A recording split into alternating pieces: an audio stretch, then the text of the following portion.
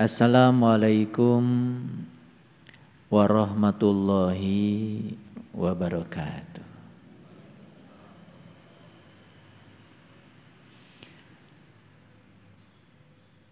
Alhamdulillahillazi nuri qulubana wa binuri ma'rifati wal isbatul yakin wa adkhilnal ma'al awliya'i was solihin wasyuhada wasyiddiqin.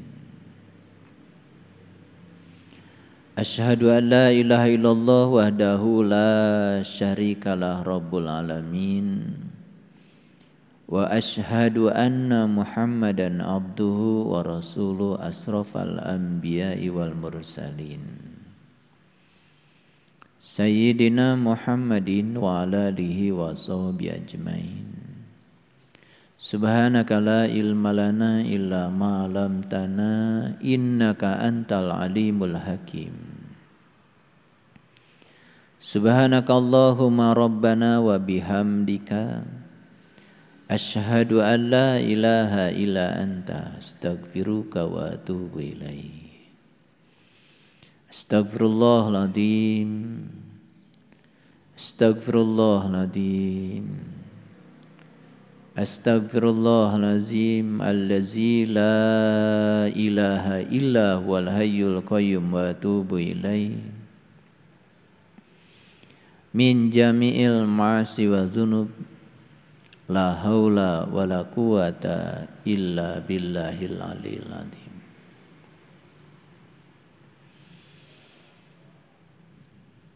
Kita diutus ke semesta raya ini dibungkus dengan tubuh jasmani.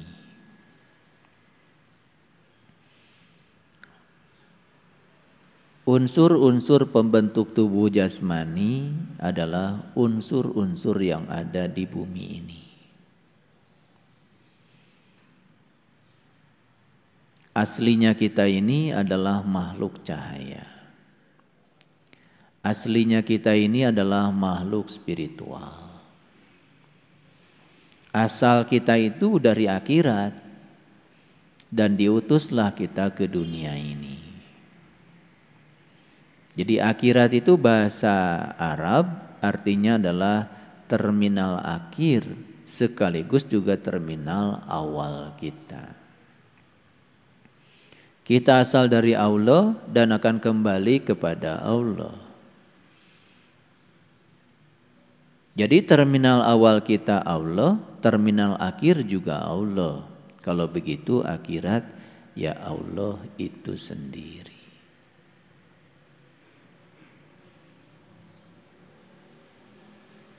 Jadi kita diutus ke semesta raya ini tidak telanjang.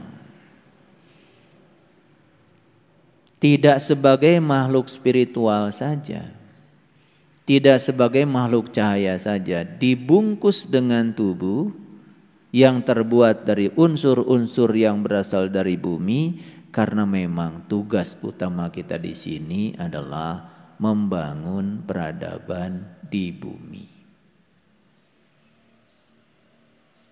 Jadi jangan suka mencibir sama orang-orang yang punya semangat membangun dunia ini dengan mengatakan, wah, dia itu dunia banget.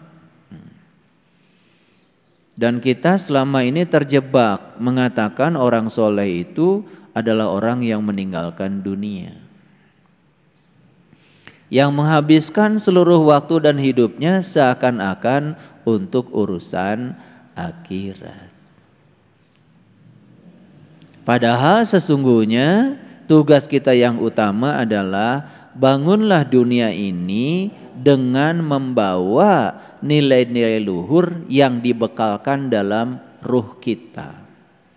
Nilai-nilai luhur yang dibekalkan dalam jiwa kita.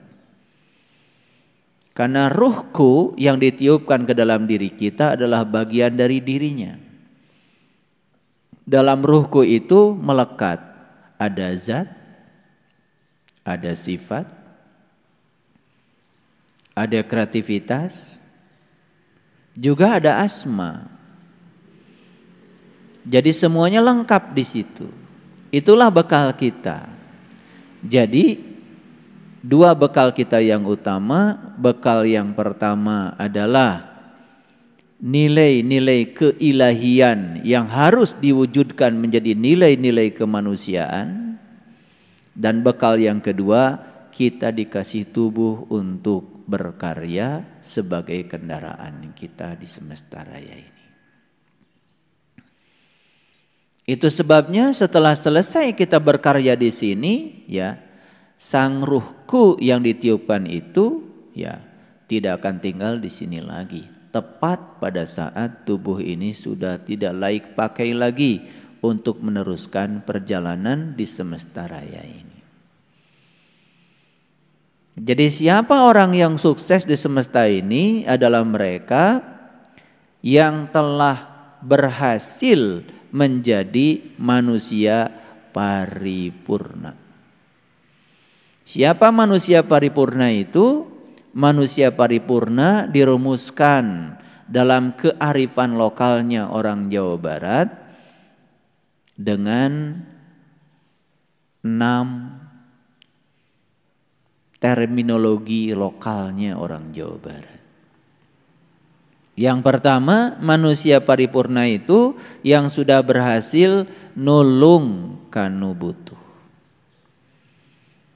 Ada yang butuh ilmu, ada yang butuh layanan kesehatan, ada yang butuh layanan teknologi informasi, ada yang butuh layanan psikologi, ada yang butuh layanan fotografi, ada yang butuh layanan spiritual.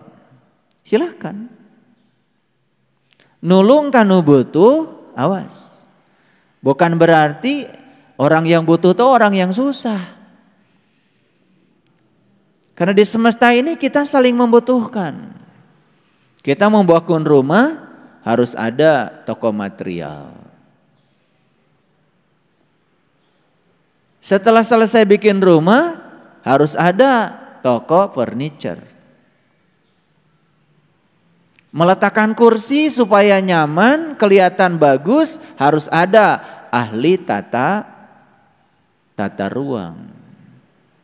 Supaya baju kita bagus, kelihatannya keren, harus ada ahli tata busana. Banyak sekali peran-peran di semesta ini.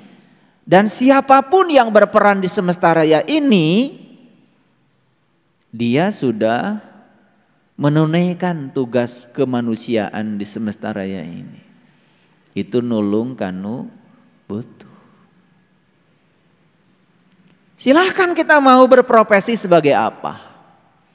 Sekecil apapun peran kita di semesta ini akan menjadi peran yang mengagumkan kalau itu dibangun dari keikhlasan hati.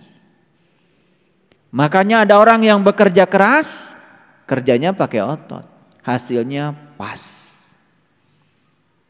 Hari ini kerja, hari ini habis. Besok belum tentu punya rezeki lagi kalau nggak kerja.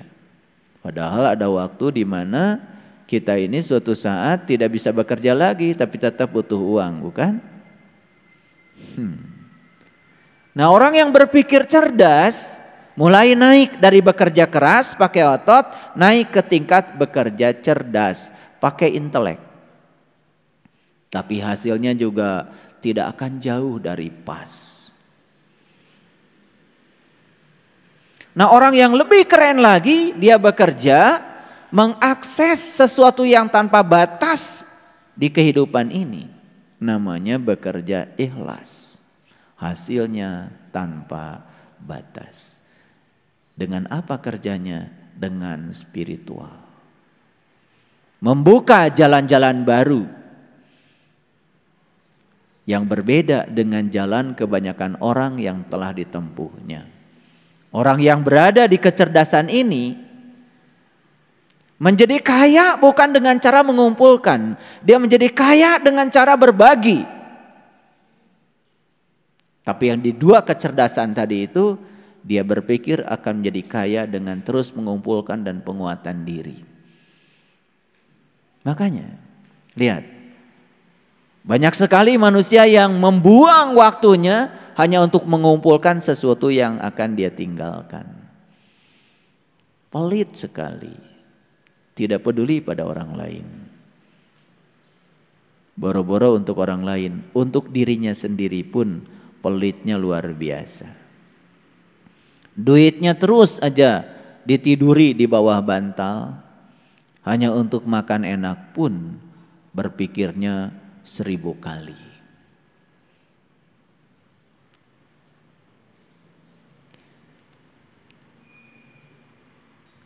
Yang kedua, manusia paripurna itu adalah nalang kanu susah.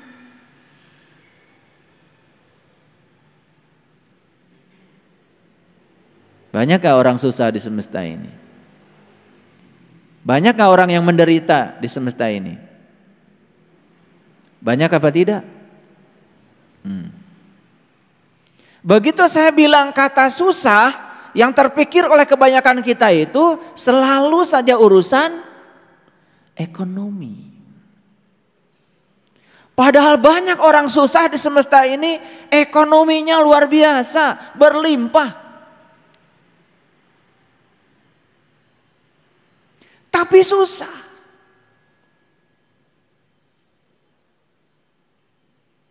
Rata-rata orang yang korupsi itu orang yang punya jabatan. Dan jabatannya pasti tinggi. Kalau jabatannya rendah, apa yang mau dikorupsi? Saya mau tanya, pinter enggak? Itu para koruptor itu kelebihan hidupnya apa kekurangan? Kelebihan apa kekurangan? Masih nyuri berarti kekurangan. Kekurangan harta atau perasaannya saja yang kekurangan? Perasaannya. Hartanya banyak, rumahnya ngajengleng, mobilnya banyak, jabatannya tinggi. Tapi masih saja mencuri, berarti dia masih merasa kekurangan. Itu orang susah apa tidak? Susah apa tidak? Susah. Kalau cerita orang susah gak punya duit itu sudah selesai itu. Saya sekarang sedang cerita orang susah tetapi kelihatan seperti tidak susah. Pura-pura aja tidak susah padahal susah. Paham maksud saya? Kita harus nalang kanu susah. Ayo, saya ngajak kalian semua. Berani nggak nalang kanu susah? Saya terkejut. Akhir-akhir ini saya diundang untuk coaching di kesehatan holistik. Saya terkejut. Di situ saya bertemu dengan orang-orang yang kelihatan secara duniawi gak masalah. Tapi masalahnya banyak. Susah hidupnya. Coba. Orang belum punya jabatan susah. Meraih jabatan susah. Setelah menjabat tambah susah. Karena dia takut kehilangan yang sudah dia capai. Lihat tuh mereka bekerja keras untuk mempertahankan agar dia ada di jabatan itu. Karena setiap jabatan ada berkah jabatan. Dia takut kehilangan berkahnya. Susah apa tidak? Susah. Ini saya bukan nih pemikirannya. Karena lihat orang susah gak punya duit biasa kan? Ini kita lihat orang susah duitnya banyak. Kita lihat orang susah sekolahnya tinggi. Lihat orang susah tidak sekolah biasa gak usah dibahas. Banyak yang sekolahnya tinggi-tinggi. Susah juga. Pikirannya susah, perasaannya susah. Yang diceritakan yang susah-susah, hidupnya susah juga. Paham maksud saya? Saya tantang sekarang. Ayo, mau gak kita nolong sama orang susah itu?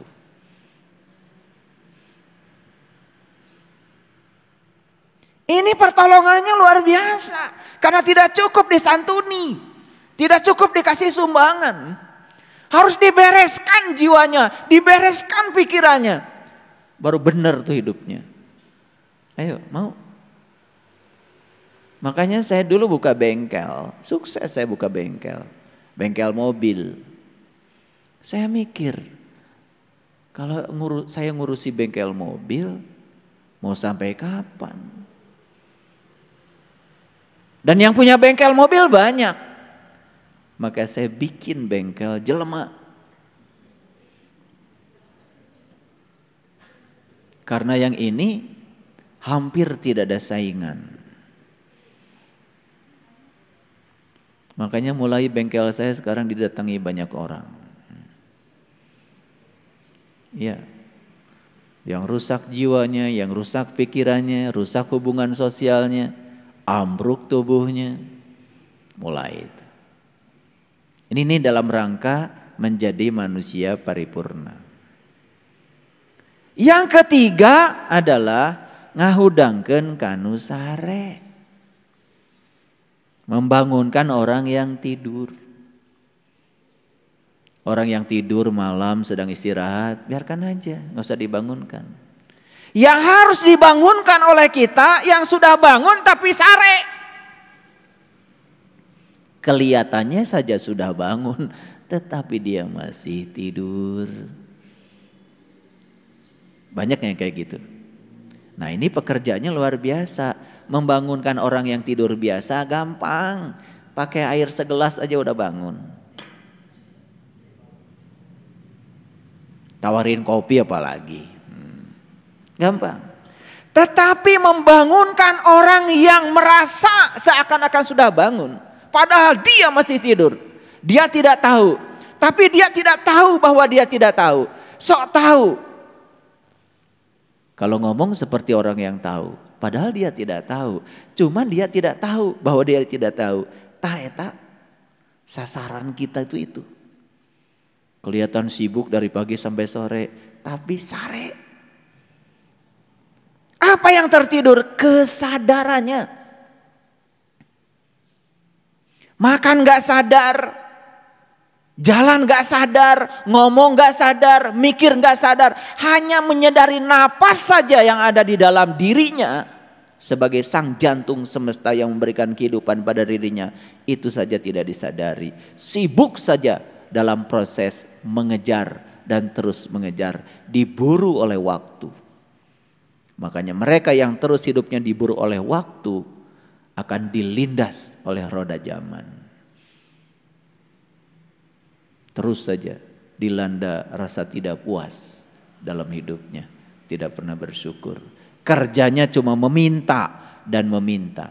Dan orang yang masih meminta dan terus meminta itu tanda bahwa dirinya belum merasa diberi. Cuman karena memintanya habis sholat kan kelihatan soleh. Namanya doa.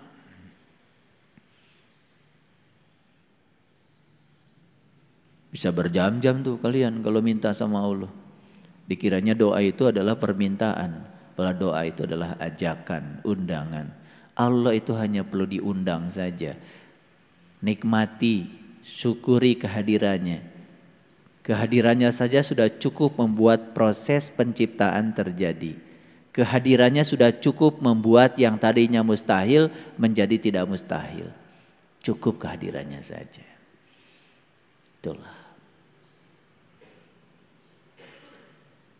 Yang keempat, nyaangan kanu poekeun. Menerangi orang yang kegelapan. Nah, ini pekerjaan lebih berat lagi. Orang yang merasa tinggal di tempat terang seperti ini banyak. Tapi orang yang kegelapan di tempat terang lebih banyak lagi.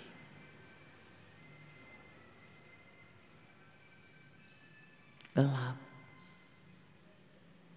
Dan ciri orang yang masih tinggal dalam kegelapan biasanya salah proyeksi, salah persepsi. Coba lihat sekarang. Kalau kita memperhatikan kehidupan sekarang, yang ini menghujat sini, yang ini menghujat sini, yang ini merasa paling benar, yang ini merasa paling berhak menghukumi orang. Itulah, semua tinggal dalam kegelapan. Ayo, mau membaktikan diri menjadi lampu yang terang benderang, yang bisa membebaskan kegelapan. Karena kegelapan itu sebetulnya ketiadaan cahaya saja. Kalau ada cahaya hilang tuh kegelapan. Mau menghadirkan cahaya? Bagaimana kita bisa menghadirkan cahaya untuk orang lain kalau kita belum bercahaya? Ayo cahayakan diri kita dulu. Cahayakan diri kita. Tidak usah pidato. Orang-orang yang bercahaya itu pasti dimanapun akan bisa membebaskan kegelapan. Dan orang-orang yang gelap kemanapun pergi menambah kegelapan.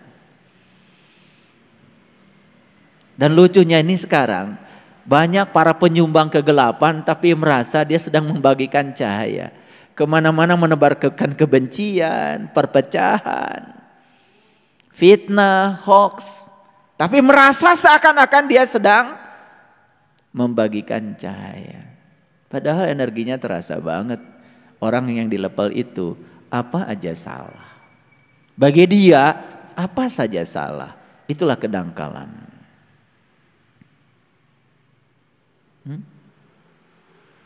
Yang kelima adalah nepakanu poho. Wah, ini kerjaan lebih berat lagi. Nepakanu poho itu berarti mengingatkan orang yang lupa. Lupa apa? Sekarang ini persoalan manusia yang paling besar adalah lupa pada jati dirinya sendiri. Lupa asal muasalnya sendiri. Lupa pada tujuan dia mau kemana. Lupa pada perannya di semesta buat apa.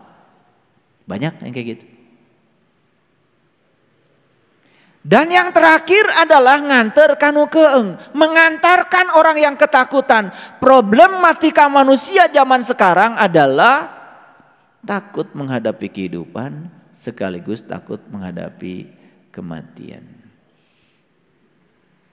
Makanya hari ini saya akan menyampaikan sebuah berita besar.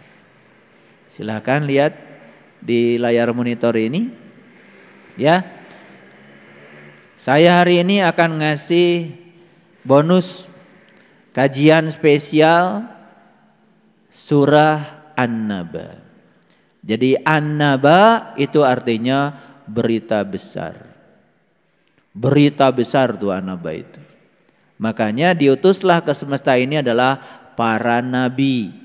Makanya para nabi, para rasul itu tugasnya cuma 3. 1 menjadi saksi, 2 penyampai berita gembira, 3 memberikan peringatan. Itu di dalam Quran, jelas sekali. Ya? Sudah siap menerima berita besar? Oke. Karena kita akan bicara berita besar ini hari ini. Para sahabat, hentikan dari sekarang upaya mencari kedamaian. Hentikan dari sekarang upaya mencari kedamaian. Kaget? Pasti kaget. Karena semakin kita mencari kedamaian, semakin kita tidak damai. Sederhana sebetulnya. Saat kita sedang berada dalam ketidakdamaian, terima saja ketidakdamaian itu apa adanya, seutuhnya. Begitu kita terima ketidakdamaian seutuhnya, saksikan saja. Maka ketidakdamaian dalam waktu yang singkat akan berubah menjadi kedamaian. Hanya seperti itu saja. Jadi begitu kita sedang berada dalam ketidakdamaian, saksikan saja, terima saja ketidakdamaian itu seutuhnya. Begitu diterima ketidakdamaian, kita akan bisa mengubah ketidakdamaian menjadi kedamaian dalam waktu yang amat sangat singkat. Saya kasih tekniknya. Rumus besarnya sederhana. Apapun kalau diterima seutuhnya, itu akan membuat kita menjadi damai. Termasuk ketidakdamaian, begitu kita terima seutuhnya, damai. Karena dari kecil selama ini kita diajari untuk selalu menolak kontradiksi. Bayangkan, dari kebiasaan menolak kontradiksi, tiba-tiba sekarang kita diajarkan di sini untuk menerima semua kontradiksi apa adanya. Memang perlu latihan yang luar biasa.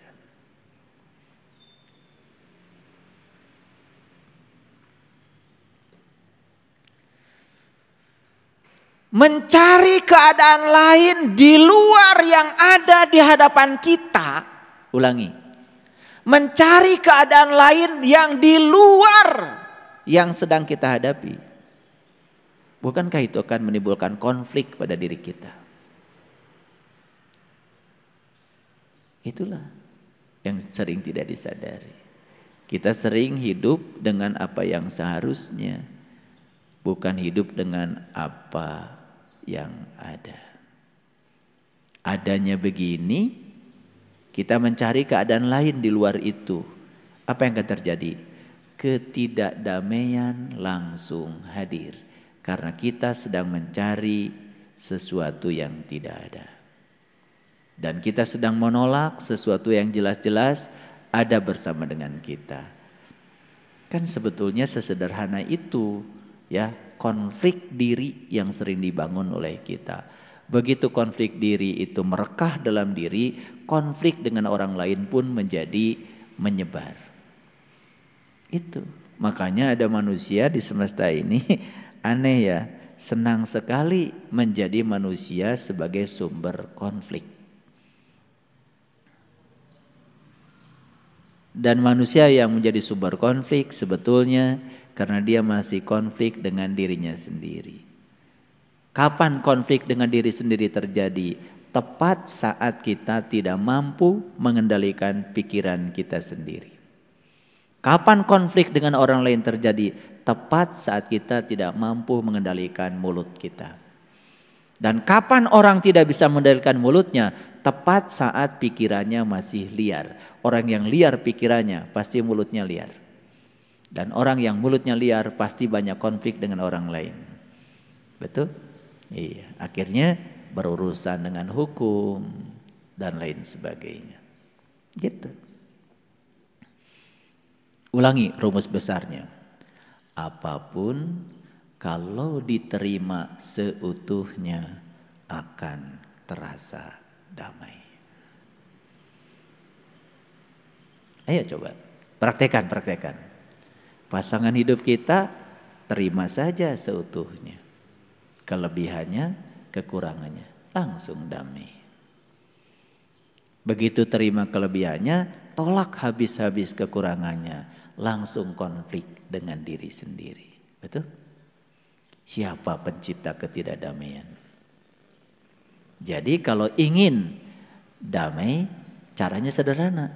Terima saja ketidakdamaian apa adanya, langsung damai kok. Ada yang konflik dengan anak karena anak ingin jadi apa?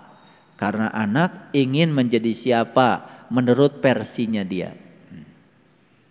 Bapaknya dokter, anaknya harus jadi dokter, padahal anaknya takut darah. Bukankah sedang menimbulkan konflik? Tidak bisa menerima kenyataan anak apa adanya. Anaknya itu senang musik, bapaknya dokter, bapaknya ingin anaknya menjadi dokter. Padahal aslinya itu anak sebetulnya pemusik. Makanya di sekolah kan di kedokteran kelihatan jadi idiot karena jeniusnya dia memang main musik. Itu sama saja ikan disuruh memanjat pohon, kan kelihatan idiot. Padahal jeniusnya ikan memang berenang. Jadi jeniusnya dia nggak kelihatan karena dia sedang dibangun menjadi orang lain. Konflik nggak? Kenapa? Kita tidak bisa menerima kenyataan anak kita tidak suka belajar biologi, dipaksa untuk menjadi dokter. Anak kita kerjanya senangnya masak di dapur, dipaksa jadi tentara. Karena bapaknya tentara. Konflik nggak? Kayak kasihan tuh anak bisa stres seumur-umur. Makanya saya perhatikan sekarang ini banyak sekali manusia yang tidak bahagia dengan profesinya. Saya terkejut kemarin ngasih kuliah entrepreneurship, kewirausahaan. Saya tanya satu-satu mahasiswa saya, apa kesukaan kamu? Nyanyi Pak. Loh kok ada di jurusan fisika? Kamu tersiksa nggak belajar fisika? Oh stres banget Pak. Loh kenapa bikin neraka sendiri? Ibu saya Pak pengen saya jadi guru fisika. Nah mulai kelihatan. Alam bawah sadarnya nanti akan menggunung. Dan suatu saat dia akan ambruk tuh. Dia tidak bahagia di profesinya. Dan bayangkan ketika orang tidak bahagia di profesinya, maka dia akan bekerja dalam keadaan tidak bahagia. Berkembang apa tidak? Tidak akan berkembang. Karena yang akan berkembang itu mereka yang bekerja sesuai bidangnya. Makanya orang tua jangan sok-sokan deh sama anak.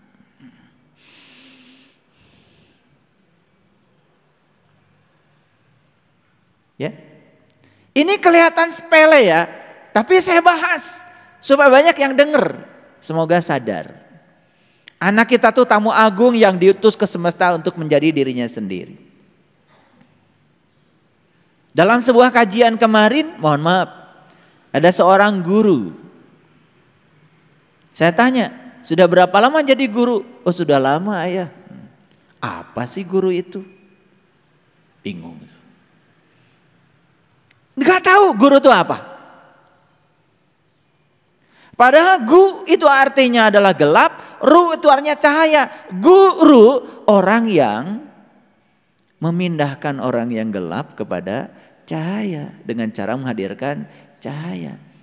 Lalu saya tanya lagi, di sekolah siapa guru?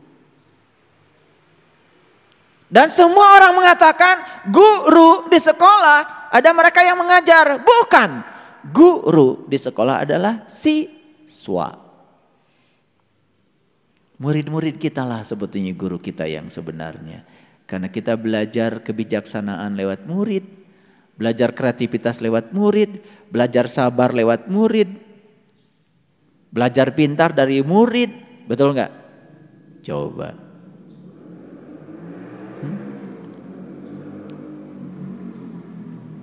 Kan murid itu dari kata uridu. Uridu itu kan artinya orang yang berkehendak. Uridu itu orang yang berkehendak dalam bahasa Arab. Jadi murid orang yang berkehendak. Berkehendak untuk mentransformasikan dirinya. Menjadi siapa? Menjadi siapa? Menjadi siswa. Si itu manusia. Swa itu artinya mandiri. Swadaya. Swasembada. Jadi siswa artinya orang yang sedang memandirikan diri. Yaitu orang yang sedang menjadikan dirinya menjadi dirinya sendiri. Saya tanya guru, siswa artinya apa? Gak bisa jawab lagi. Kita tidak peduli terhadap hal-hal yang semacam itu. Dianggap nama itu nama aja. Padahal di balik semua nama itu ada makna yang luar biasa. Paham?